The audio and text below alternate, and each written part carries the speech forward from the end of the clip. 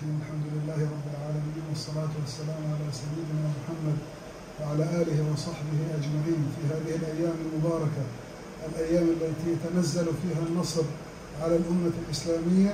كان لإخوتنا في وقف الأيتام هذا الموقف وهذا البروتوكول، وهذا عهدنا بهم ليس من الآن، بل هم دائما لهم دور في دعم فلسطين والوقوف إلى جانبها، فجزاهم الله خيرا، ونحث الأمة الإسلامية أن تحذو حذوهم، وجزاكم الله خيرا. السلام عليكم ورحمة الله وبركاته. بسم الله والحمد لله والsalatu vesselam ala Resulillah.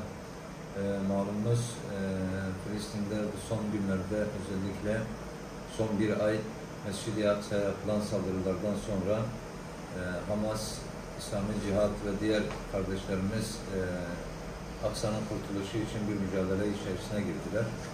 Bununla birlikte İsrail'in, işgalci İsrail'in sivilleri öldürmeye başlamaları Gazze'de ciddi bir dramın yaşanmasına sebep olmuştur.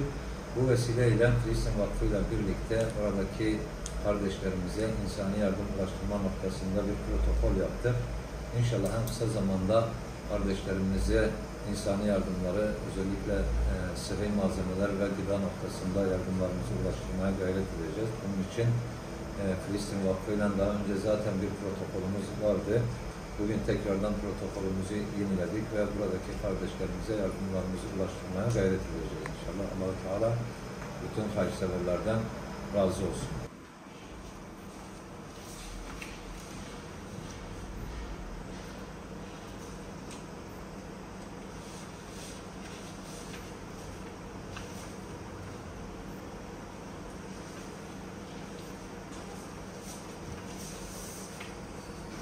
Bugün ayın kaçı?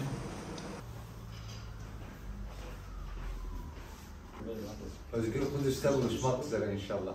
İnşallah.